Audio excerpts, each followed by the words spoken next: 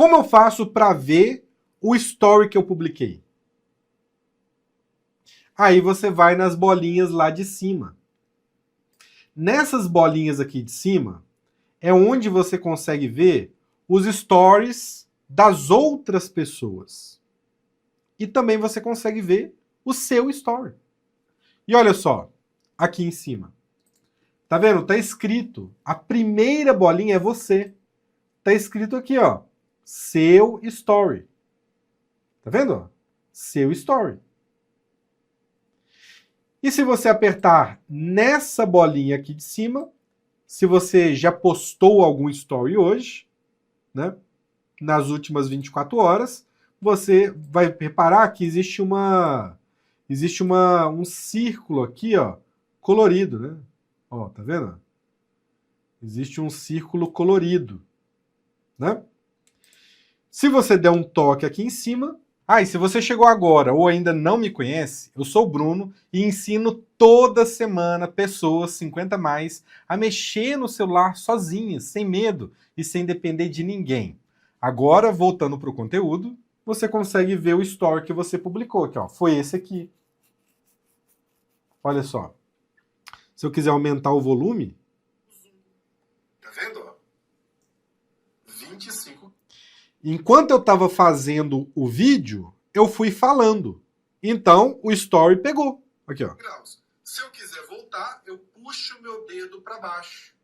Tá vendo? Ó? Eu tô com o meu dedo, ó, indo para cima e para baixo. Sem tirar em nenhum momento, eu tirei o dedo da tela, tá? Ó. Olha só. De novo, ó. Ó, de novo. Vou arrastar para cima. Vou arrastar para baixo. Beleza? Ó. E... Tá vendo? Aí eu tirei o dedo e o vídeo parou. Viu? Viu que legal?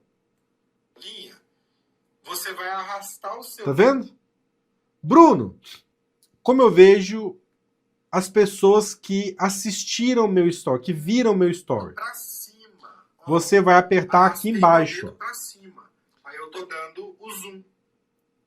Você vai apertar nesse botãozinho aqui, ó. Em atividade. Tá vendo? Atividade. Tá bom? Então você vem aqui, atividade, e você vai ver. Ó, a Célia, uma pessoa viu.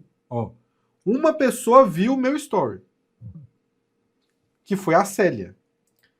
A Célia viu o meu story. Tá vendo? Então onde que eu vejo, Bruno? Eu abro o meu story.